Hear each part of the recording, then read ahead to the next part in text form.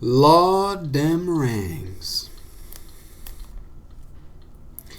Decipher 2002, I think. Mines of Moria booster box. It's a bit old. It's a bit worn. Serial number 36 booster packs.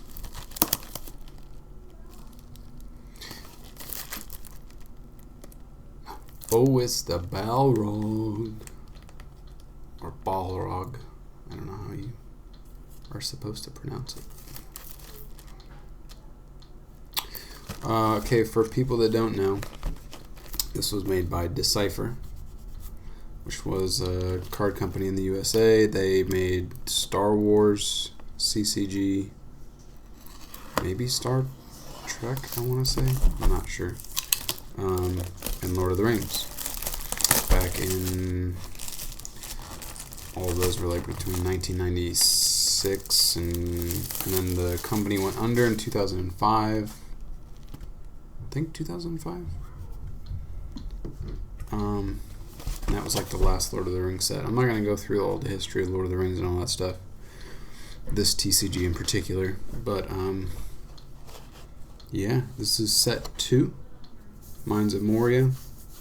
It's a smaller set. It's just heavily focused on the Mines of Moria stuff, so dwarves, and the big hit is the Balrog, which is what we're going to try to get. There's multiple Balrog cards, but there's one that's like the best.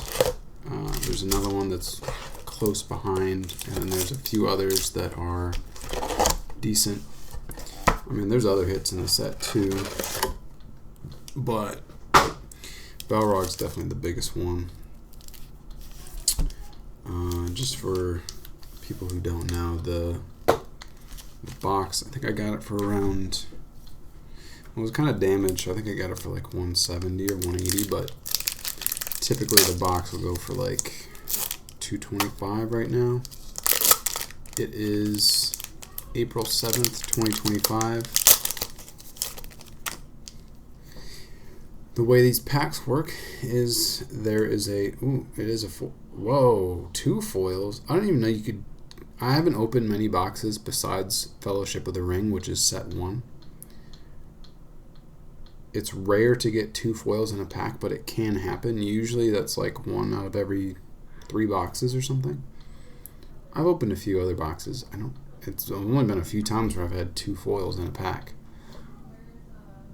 2 foils. I was going to say, so there's usually 3 cards or 4 cards and then a rare slot. So there's commons, uncommons, and rares. That's it. Well, there's promos and stuff, but the 4th card is always a rare, and then the card after that is like a slot for the potential foil. And it's like 1 out of every 5, 6, 7 packs is a foil. It's supposed to be, like, on average. So that means there's usually between 5 and 7 foils per box, but you can get, actually, there was some randomness issues, I think, with the company in making these, where I think some boxes I've heard where you only get like 1 foil, or I don't know. So, alright, here we go. Usually the uncommons and commons are just like, there's so many cards in these packs and there's so many packs that the commons and uncommons are just pretty much worthless. So I'm not going to go through all of them. I mean, for the first couple packs I might, but we're just going to be open to see what. Whoa, so there's a rare and then there's 2 foils. I was going to say, it's usually the 4th card that's a rare. What is going on with this pack? This is actually weird to me. I don't know. I think I've only opened 1 Mines of Moria box maybe a long time ago. But this is actually a good rare. And it's a big hit for a foil card. That's the other thing. If it's not a foil card in this, it doesn't really have much value. But some people still need rare sometimes. Alright, here we go. Natural cover. 2C35. C is common. It's probably not focusing. Sorry. There was Staffus under. Alright, I'm going to put rares here, and then my foils on the right. 2U, okay. Golden Light of On the Land. Is that when they come out of the mines? I'm not sure when that image takes place, but got the foil, and that's awesome. I really like these. I think they're called Sauron. So every card has a different theme, race. So this is Dwarven. That's like the symbol for Dwarven. This is for Hobbits. This is for Sauron. Hobbits. Gandalf actually is that race. So yeah, I mean that's cool. I got 2 foils, but they were nothing special. Usually special or rare or valuable cards are rare foils. So that's a rare card, but it's not a foil. Really, you want the combination of rare and foil. I didn't know there was a Legolas card in set 2. Man, the focus is bad today, sorry. It's a good card. Usually those Ring Wraith, Shadow Ring Wraith cards are pretty good hits. Oh, nice. The common Balrog. I'm just going to keep that in my rare foil, or my rare pack stack. Sorry. Yeah, I mean, it's good to get a foil in this card. It's a really good Balrog card.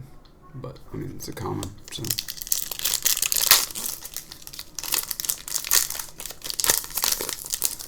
I definitely can foresee a day when there's like no supply of these cards anymore though, and people are just like really wanting Balrogs. Any Balrog will do.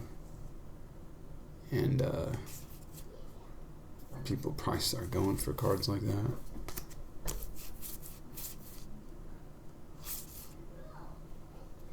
Memory of Many Things. Yeah, so I'm doing a few videos here and there of Lord of the Rings. I'm probably going to be doing more as time goes on because it's one of the things that I'm trying to pivot. I'm pivoting my personal collection towards it. Archer Commander, that's a really strong card. For playability's sake, I think, for the most part, people pay pretty good money for that one in a foil. That's definitely a good rare to get. Yeah, so I'm pivoting my, it's a good same card, collection towards it, and eventually my store towards it. It's going to take a while for my store to pivot towards that because this is all primarily my personal collection. This is the thing that I actually really collect on my own. Even though most of my stuff is obviously Japanese anime and everything, which I like. Oh, that's another awesome Balrog card. Must Do Without Hope. There's like 6 cards of when, or actually more than that, when Gandalf is fighting. Why am I putting that there? Maybe just because it's a Balrog, I'll put it in my rare form. Yarsmid. That's my rare. Not a good pack. Actually, I guess you get that common Balrog, so. Is this Dark Whip? No, Dark Fire. Oh, there's another one, exactly what I was talking about. Another card of when he's fighting him. I'm just gonna put the commons and uncommons like that in there. It's just obviously such a thematic, important scene. And it's like the main boogeyman of Fellowship. Obviously Sauron is, but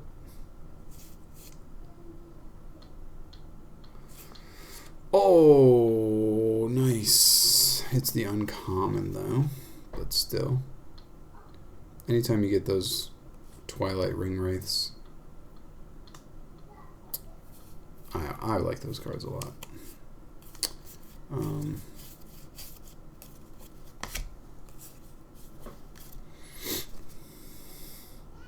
Print quality wasn't great in this card game.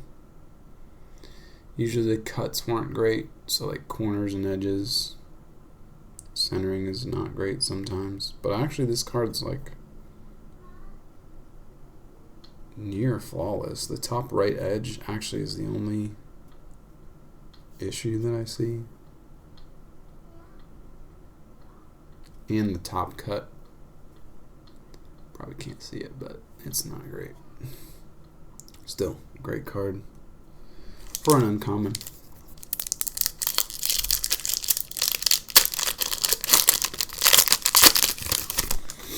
That opening of the pack is probably really loud in the microphone. Sorry. I might be able to do something to it in post. Alright. Ooh, see, there's another one. Trouble Mountains. I got that in a foil the other day. I like that card. Secret Sentinels. Was that Lothlorien Forest? Yeah, it is. No, there's another one. Dark Places. Oh, that's the one I got in a foil. My bad. They look so similar. Just cool scene. I hate getting this card. I just hate it. I don't know why. I hate the... Just hate it. I just hate it. I don't really have articulation of that. I just do.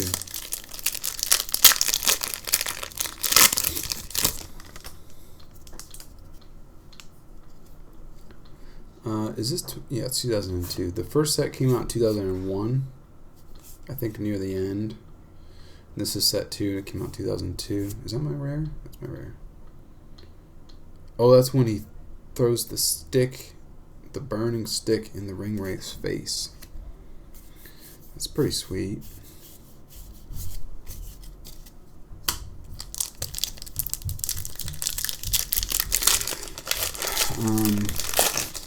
But I think this set is becoming a lot more expensive because I think people are starting to really chase the that's a sweet fucking scene. Chase the Balrogs.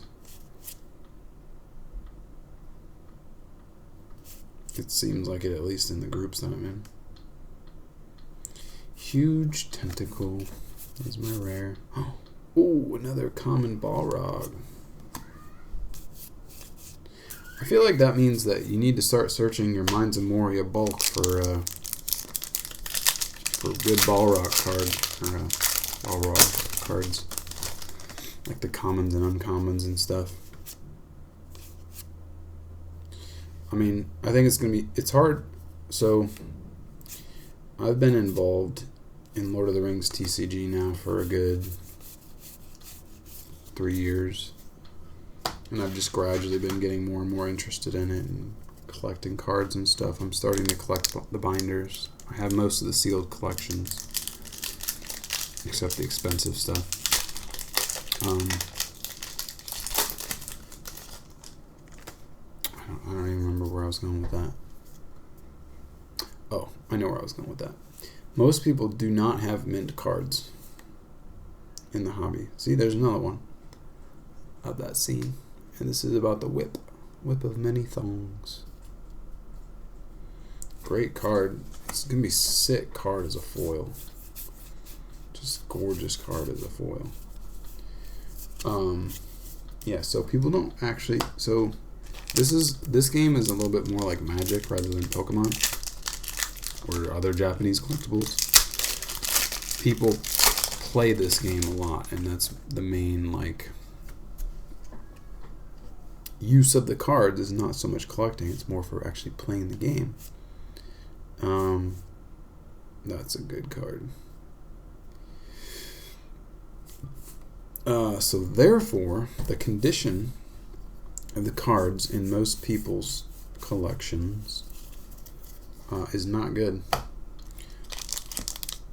It also means that most of the transactions that happen when people say cards are near mint, and they are, but it's like the assumption is that the cards that people say are near mint are actually like near mint minus, and they're pretty much never mint. The other issue with these cards is that straight out of the pack, it is almost impossible to get a gem mint card. Like factory cuts, like I was saying, factory corners, even the surface is not good. Not great, I should say. Oh, nice. Man, I'm gonna start stacking them Balrogs. Oh, there's the rare. It's a good scene. Release the Angry Flood.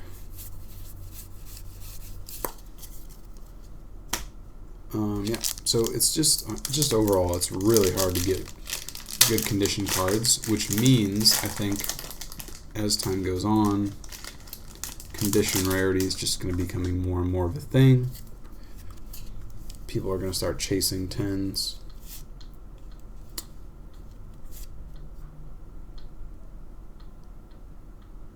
Like, I don't know if you, can you see? Probably not. Let's see if we can get this. There's a giant vertical print line that's quite hefty right here.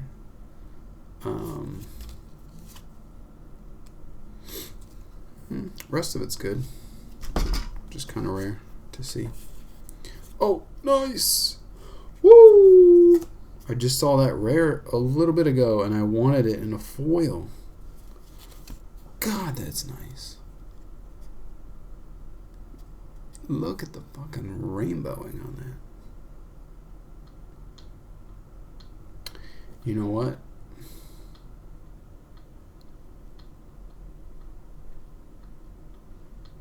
Yeah, top right corner is not great. There's almost like a subtle indent even right here. See that? And then there's like a tiny scratch there, just literally from the factory. So like, yeah, it's not great condition. Like I would consider this an 8 or a 9, probably a 9, a decent 9, depending on, like PSA might even consider that a dent. I don't know. I wouldn't, but this one's gonna be for me anyway, my personal collection. In fact, I'm gonna get Elijah to sign this one. I don't have any sleeves right now, so I'll just put it there. But that is an awesome card. Wraith World 2R 2R86.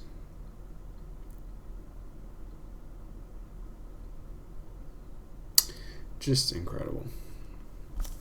Just the aesthetics on these cards is just top tier. Peak late 90s quality. Except the print quality, of course. Make light of burdens.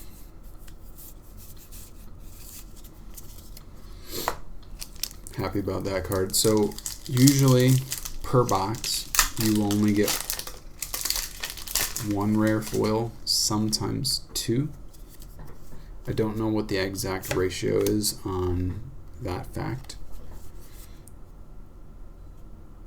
There we go, another foil.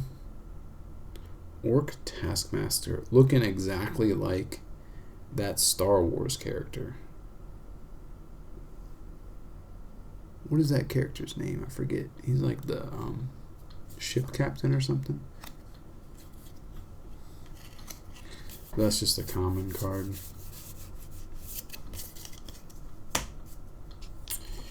How many? We're only like halfway through the packs, and we already have 5 foils. A lot of this is probably going to be non-foil. I'm going to go much faster now. because we've hit a lot of foils. Rare. Also got to check for any common Balrogs. In the background of my camera are 2 uncut sheets from the factory from set 4. I'll show those sometime. Oh yes! It's not a foil though, but if it was, that would have been insane. Still, I think that's the best rare. So this is the best, one of the best foils in the entire TCG, in terms of value and like what people appreciate or like the most. So I just want to show it.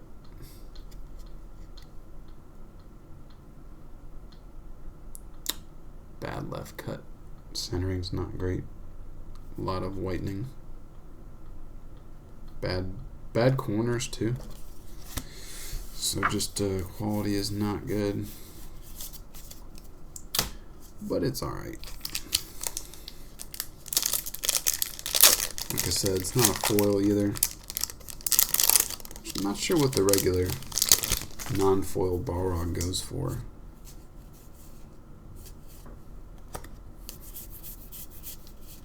Ah, another common. I would guess maybe $5 or $10. In mint condition.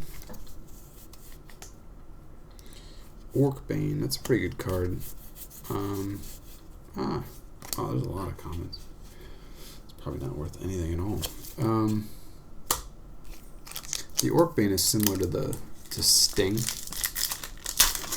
The card and Sting. The card Sting, I think it's from Fellowship, the first set, is worth quite a bit. I'm not great on values, and I'm absolutely not an expert at this card game at all. I would say I'm a beginner going into novice tier when it comes to my understanding or experience. And definitely not with the game, because I have not played the game or learned how to play it. And I generally get it, like I've researched it a bit, but the game is really good. The game is really fun. It's still played a lot. There's tournaments still held. They have an online version of it, so you don't have to have the cards. You can play just on the computer, which is awesome. There's a player council. There's all kinds of people in the hobby that take it extremely seriously and are extremely knowledgeable and nice. Here's a foil. It's probably my last one. That's a really sick card. Final Cry. That's a good non-foil. Goblin Flankers. They're flanking the side of that room, I think, when the troll was in there. But it's a common. Let's just take a look at it anyway.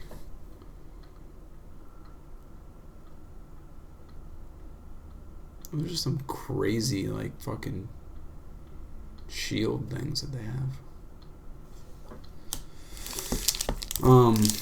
Back to what I was saying. Yeah, the hobby is excellent. Excellently maintained. There's a guy in there, shout out to Radu. If that's even how you say his name. I probably should figure that one out. Who just has like every card imaginable, does all the trades possible, and he's helped me out a ton. Incredibly informed on everything and spends a lot of time and energy helping new people understand. And I mean, honestly, there are dozens or even a couple hundred people in the Lord of the Rings TCG group on Facebook that are like that. It's just, it is absolutely the best community that I have ever been a part of or seen in my life, of any game, of any hobby.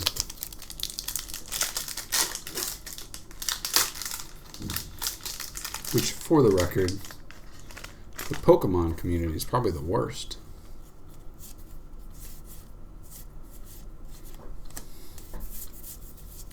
That I've ever seen or witnessed.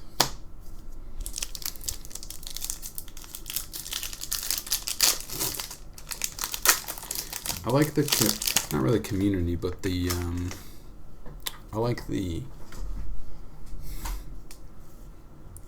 maybe you could say the community is just around like Japanese anime and the art and the cards specifically, like most of the stuff that I carry.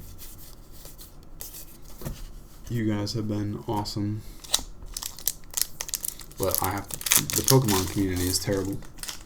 That's what I started my business around, and I've nearly completely gone away from it. There's a lot of good elements to it and a lot of good people in it, of course, but overall, it is just dealing with a lot of idiots and scammers and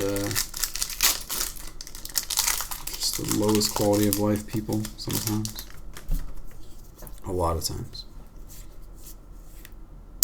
Great card, Balrog's Sword. I think this is the card right before, yeah, 50, right before the actual Balrog. This is another one of those. This is like maybe second in line for being the best card in a foil from the set. I think that's it. I mean, foil wise, I may have, did we get 6? Shield of Boromir. Let's just count it and see if it's possible to get another. 1, 2, 3, 4, 5, 6. Yeah, so it's possible to get another. So I have 2 more packs. Possible to get 7 foils in a pack, especially that first pack we opened was 2 foils. So let's hope. It's probably not going to happen. It's going to be a big letdown. Not a big one, because it was a decent box. I have no idea the value on that rare foil. I don't think it's much. I want it. I love it. I mean, I'm pretty much never disappointed opening these boxes. I don't know if it's just because I innately love it so much, the content, but especially as me being business minded and investment minded, I don't even care, because the other thing is, I think that everything in this TCG is undervalued, and I think it'll just keep appreciating in time. I don't see anything stopping it or holding it back from doing so. I mean, it's a dead TCG, obviously, so you're never going to get like a huge influx of people all of a sudden. But yeah, no more foils. Okay. Well, do we want to stop there, or do we want to open up a 2 Towers box? You know what? Let's do that. We're going to open up set number 4. Because I want to.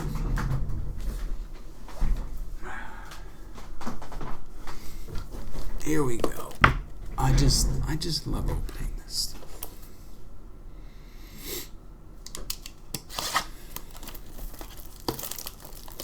One of the things, like, if anybody does this, if anybody gets booster boxes and opens on them, keep track. People in the group like to keep track of the serial number, whatever it is, on the booster box, particularly when it comes to set 1.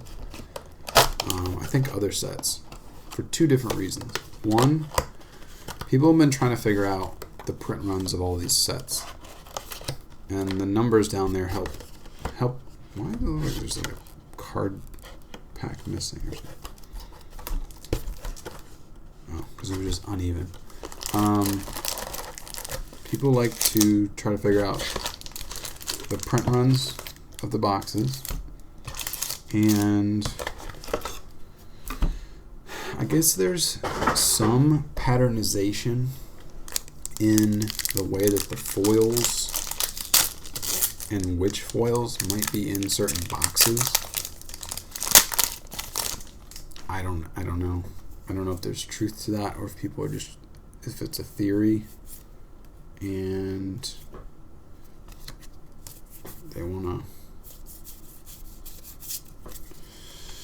prove the theory, or if it is true, I don't know.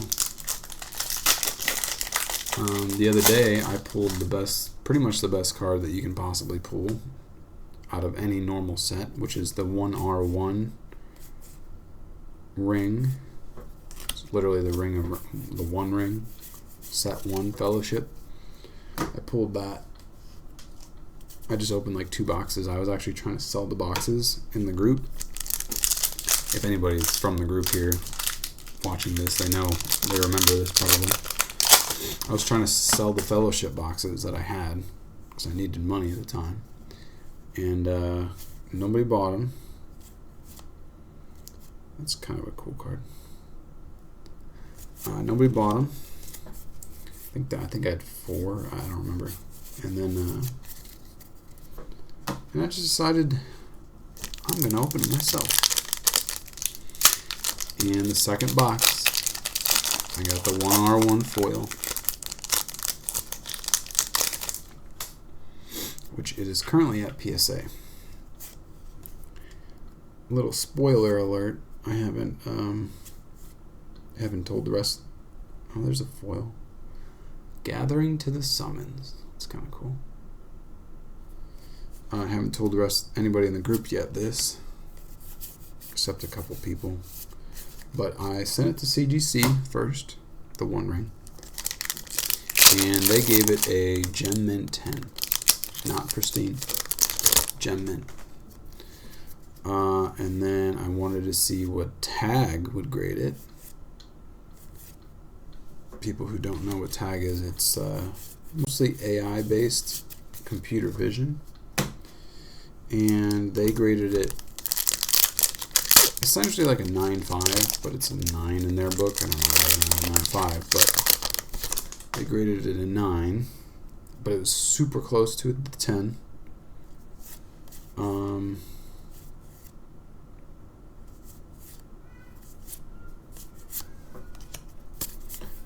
So I sent it to PSA, and we're gonna see what they give it. I had somebody who was essentially a professional at submitting cards.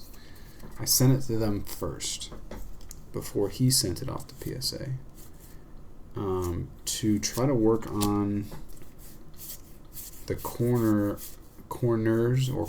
of the card, which is the reason tag didn't give it a 10. As I was mentioning earlier, the print quality, the way that these are cut, I'll show you in a second here. Ooh, foil. Southern Commander.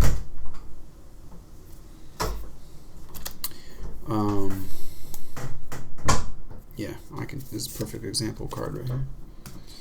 So,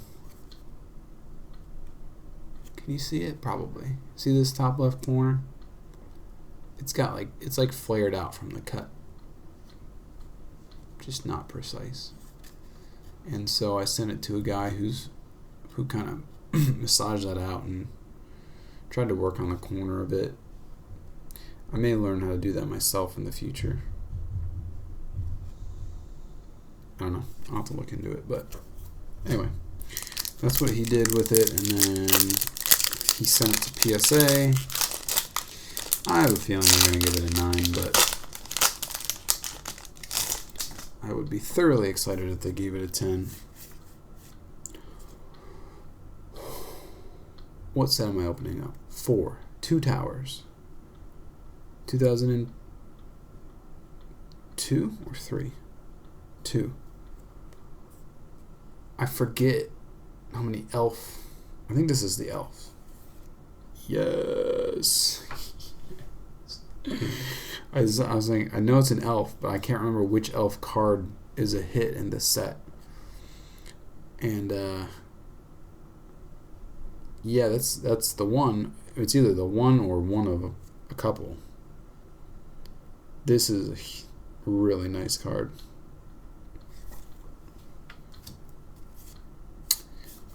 Oh, that's just the C. That's the common ring. But that is actually kind of what the 1R1 looks like. So, yeah, this is sick.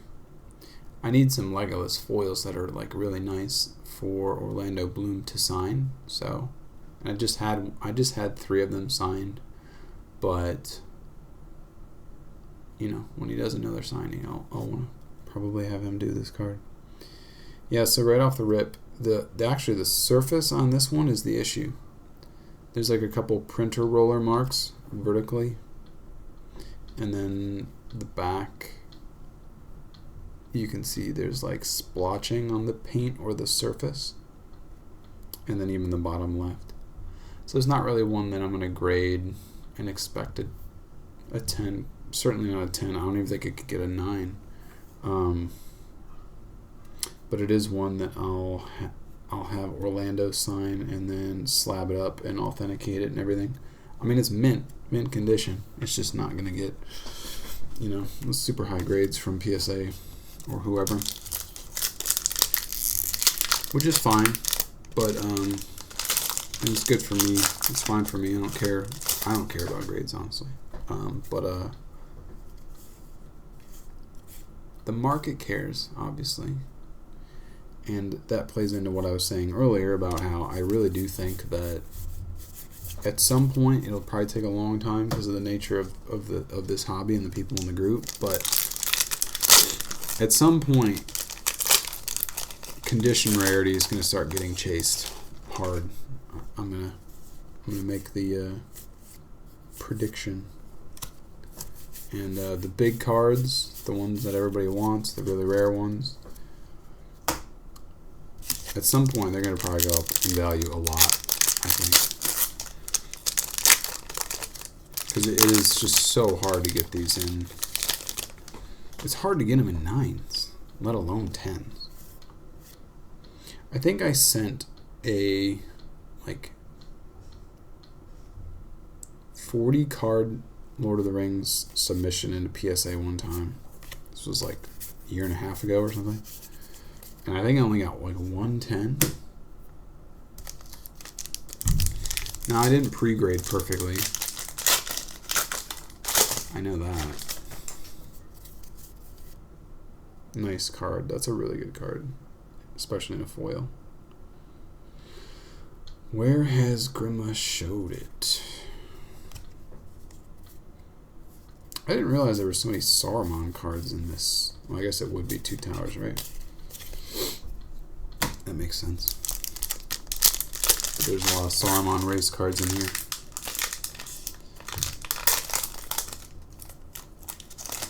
Man, I'm excited about that card there. That's good. Archer. People pay a lot of money for this one. I don't even know what the race is called. Men? I think it's, yeah, man. Right? I think it's men. The Southron clan or whatever. There's a, or no, it's. Ooh, Shadowfax. That's a huge hit in foil. There's a commander card in that, or I think maybe I'm thinking of the Eastling commander. That is very expensive. Also, randomly, like Goblin Armory is super expensive. Somebody just did some kind of, oh, God, that's a huge card in a foil too. Damn. Something I've noticed opening these boxes, I don't know if it's true. It feels like it's true. But I tend to see cards come up in the packs, and then I like if they come up as rares in the pack, I feel like there's a better chance of getting that card in a rare foil in the pack, like for it to be foiled. Now it might just be because of like there's not that many cards in sets, some of them. But I mean, actually that's probably not true because most of what I've opened is set 1. And there's like 380 cards in set 1. So I feel like there's a thing where I'll see a card a bunch and God, that's a damn good card in a foil too. And then it tends to appear as a foil later in the pack where you get like duplicates. I don't know. Oh, foil. Helm. Here we go. This is, what is this? I think this is a Gondor card, but I don't know what that's. Oh, nice. It's a common, but that's a very good Aylmer card. What is that? Oh. So all of these cards have this print. Yeah, yuck. Sorry, I'm not focusing, but like look how bad the surface is on these. This is pack fresh, but I mean, I just got 6 Aylmer cards signed by him. What's his name?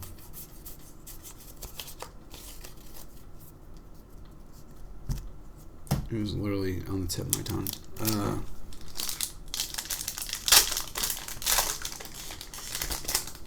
Carl Urban. That's another good. I mean, that's a good-looking card for him for sure. Good card. So I have had a rare foil. The rest are common. So I might not get another rare foil in this box. I mean, it doesn't matter. That's huge. That card is sick.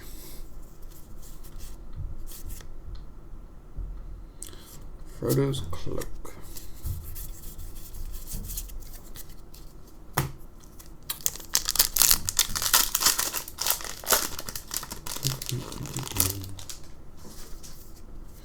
Try to go a little quicker now. Oh.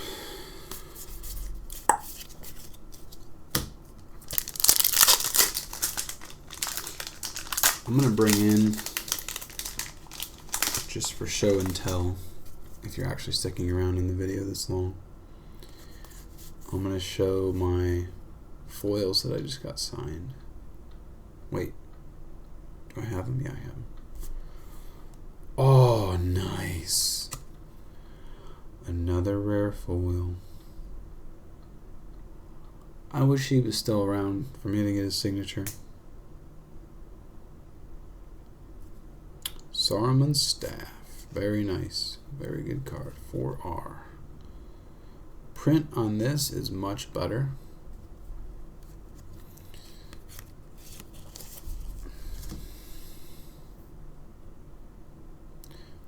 Bottom right corner isn't great, and it still has those 2 roller marks. I'll check to see if those roller marks are able to be cleaned off. I doubt it. Centering is not great on the back. Yeah, it's this corner which is the issue. Actually, the back surface looks pretty good, which is rare. Centering's okay, but iffy. But, hey, that's 2 rare foils for the box.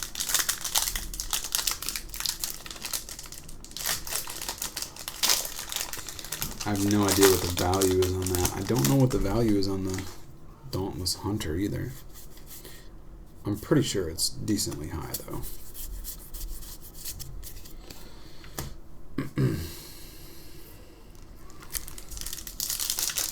Anytime you get one of the main characters that is that like positioned in the camera well, and it's a foil and it's a rare, it's pretty much a guaranteed, like, you know, decently valuable card.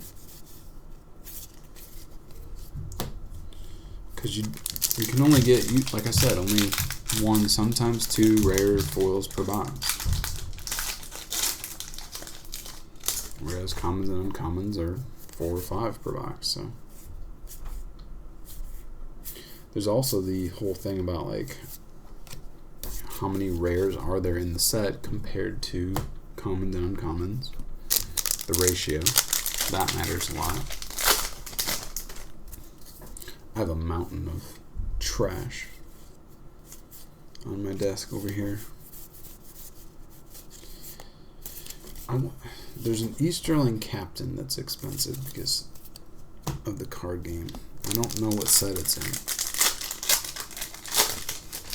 Might be this set. It's a pretty card.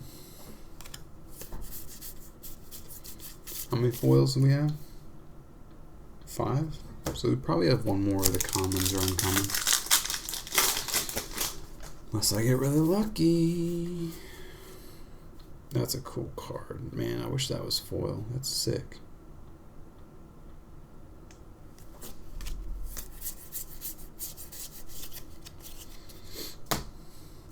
I think I'm definitely going to open up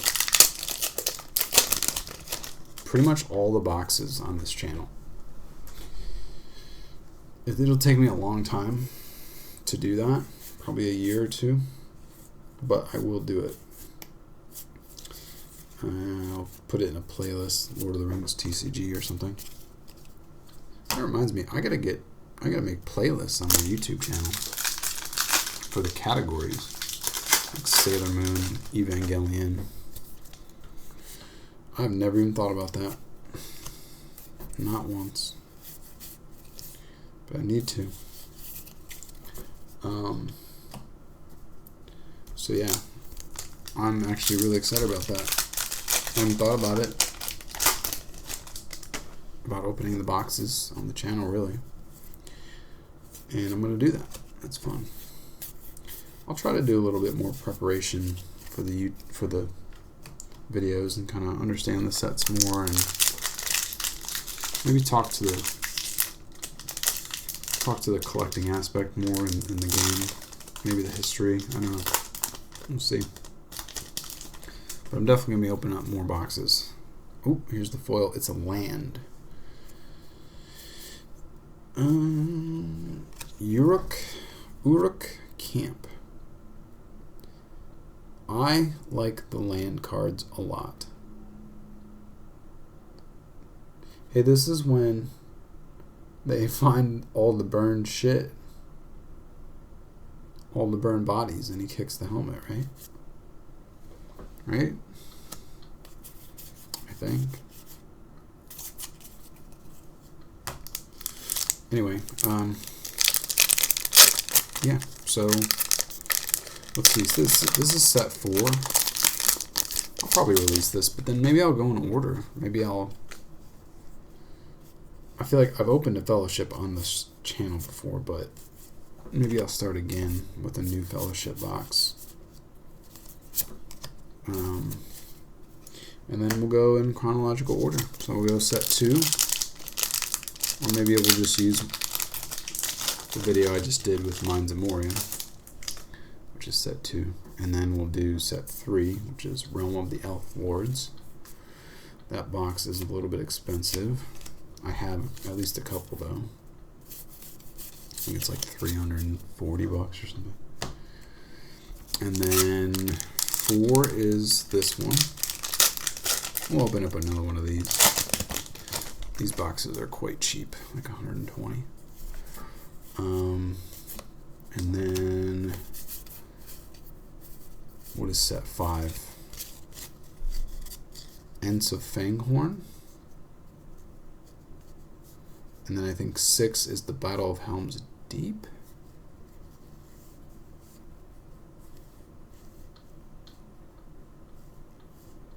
I'm getting lost. It's easily Wikipediable. I feel like I'm missing something in there. Siege of Gondor is 8? Or is that 10? Man, I'm all screwed up. Return of the King is 6. I don't know. I gotta see that this is what I mean. Like, I gotta prepare and get information better sorted and aligned. Okay, so well, that's kind of one of my longest videos. I don't know what I'm gonna do for music or audio.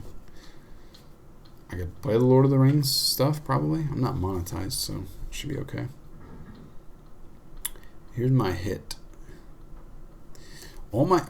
See, like, I don't know. Number 1, the boxes are fun to open. The foils are amazing. They're gorgeous. The content is my favorite content possible. The nature of the rares and commons and uncommons and what's foiled and what's not. I mean, in these early sets, all the cards have foils, but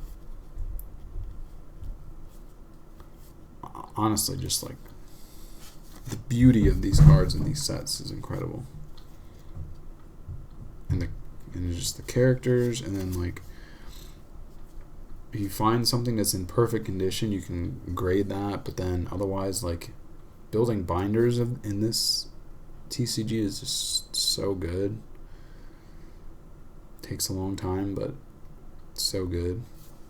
And then you can get these, like for me, I send cards off to get them signed, or I try to show up in person if they're near me and meet the actors and have them sign cards. It's just so good.